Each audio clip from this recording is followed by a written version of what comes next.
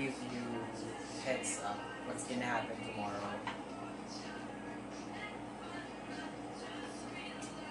So si Ayun Bebs na nga. muna yung magkikwento. Yung first on the list here, it's gonna be in Cebu Taoist Temple, which is somewhere near to this place. And then after that, it's gonna be in Temple of Leia. It's also near here. And then the Serao Flower Garden, which is actually very famous.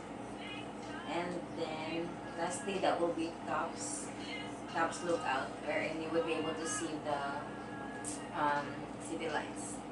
And it's actually very beautiful. And it is somehow when you go right there, like at night. Yes.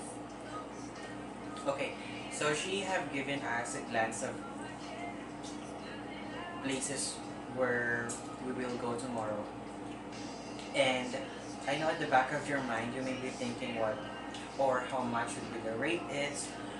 Ang nangyari is, mag-rent kami ng motor kasi as she suggested, it's better to use motor in terms of city tour kasi knowing na maraming vehicle. So kapag magsesedan kayo or magka-car, medyo hassle. Siyempre, unlike ng motor na kung saan na kayo. So after nung apat na minention ko, they wanted to go in 10,000 Roses, and that's gonna be in Lapu-Lapu City, and that's the only place that's actually far from all of the places that they wanted to go to.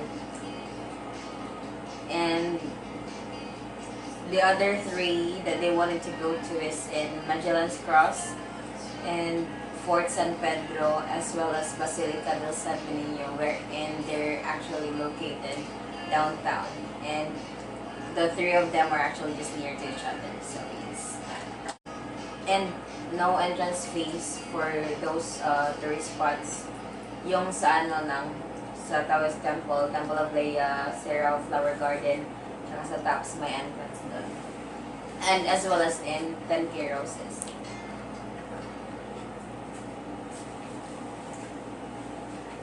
So yun na yun.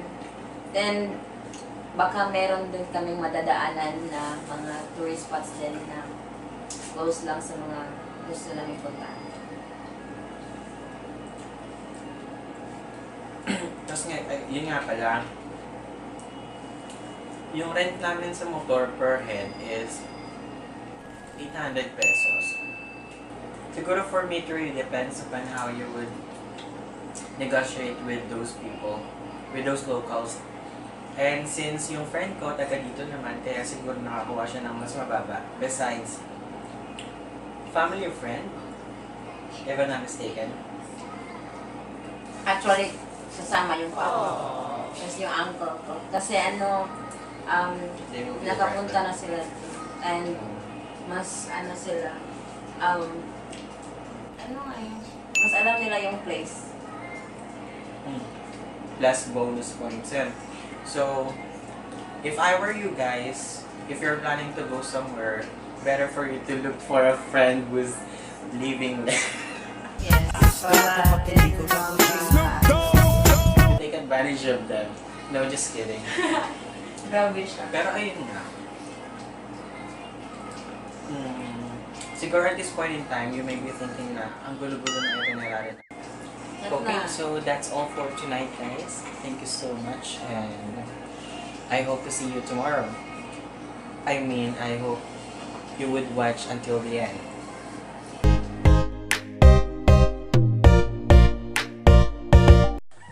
Hi guys, so what's up?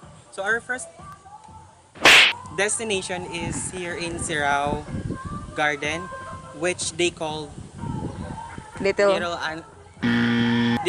entrance fee dito is 100 pesos, and ito yung pinili namin first destination kasi As you can see naman, ang pangit Panahon. ng panahon, kaya as much as possible, we just wanted to go to those farthest place para later kapag ulanin man kami, medyo malapit na lang dun sa tinutuluyan namin. So magka-picture-picture daw muna kami.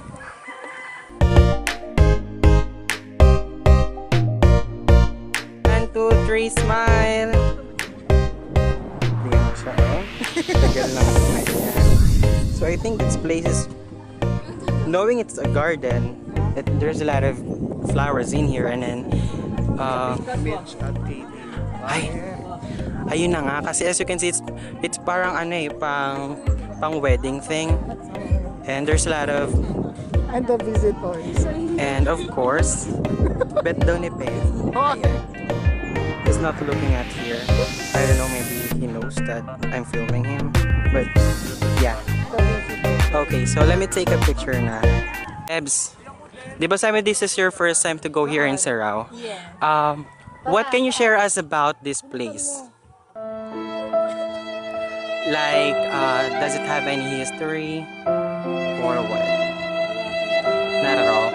But I would say this place is really beautiful. Yes. And it's like around maybe 3 years now, 2 years. Ah, okay, so it's been 3 years since it has been built. Okay, so we're almost completed taking pictures with this stuff in here, and these people are kind of happy now because they have really great pictures that we could treasure. Hindi, ito para napanaginipan ko na itong lugar na. Oh, since tapos na tayo mag-take ng pictures, what can you say about this place before we leave? It's so fabulous. I really love the place, the ambience. Can you spell fabulous? Basta maganda siya. So, ayun na yun. Tsaka yung mga visitors. Okay guys, so we're now here in our next destination, which is Cebu Taps. And it's gonna be the entrance fee. It's 100 pesos per person. Naloka ka ba, Dali?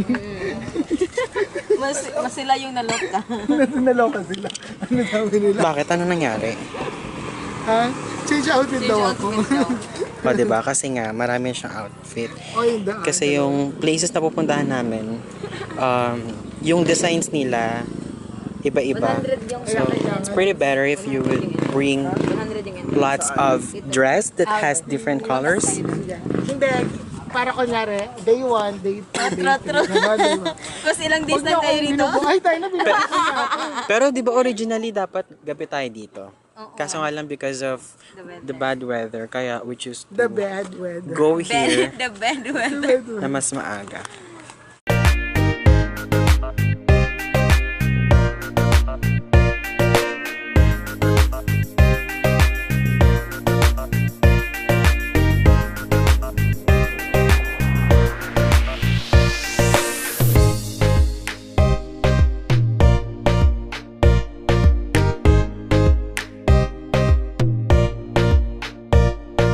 Paano yung position mo? Bilisan nyo, nandiyan na may bus na padating. Paano yun? Yung inaangat yung paa, hindi yung nakaano.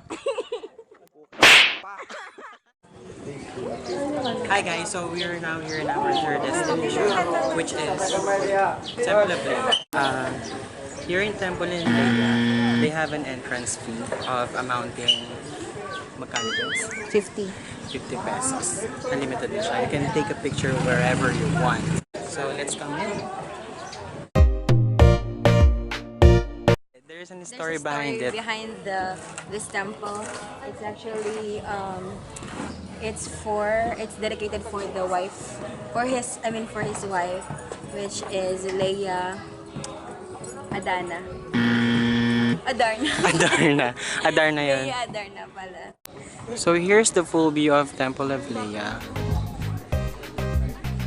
So as you can see, ang ganda ng design niya.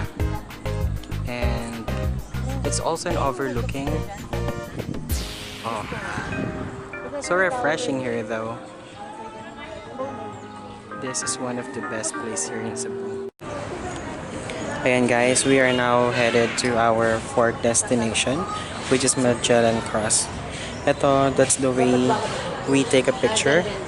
It's because this is just a small space that has this cross.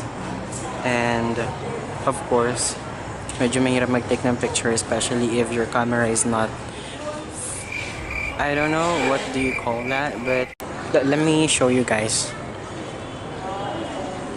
So like that, if you're gonna be taking picture to someone this way, of course hindi makikita yung icon na you really wanted to show in the picture. So all you just gotta do is to bend your knees, have your camera lens up, and that's it. So it's really beautiful here though.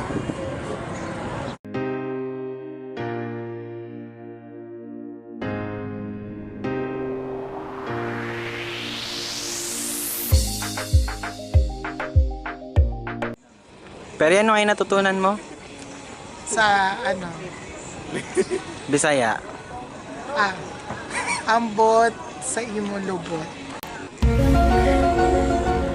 Tsaka Unsa man na? mangkaon. Tapos, Mangaon kami. Let's Ano yun? Maglaba, maggawas. ano yung magawas? Maglabas. Diba? Lumabas. Tapos. Tapos ano pa? Ano pa ba? Mangaon. Ulit na. Yung magbabayad. Pagpila. Hindi, yung isa pa, sa jeep. Pagpili. Hindi yun sa jeep. Ano yun? Pilete. Pliti. Si Angkol. Si Uncle. Ito na. Bye-bye, Uncle. Go.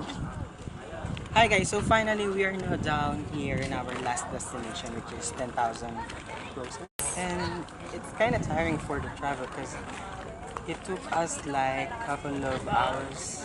I think it's 3 hours because it's too far from the city.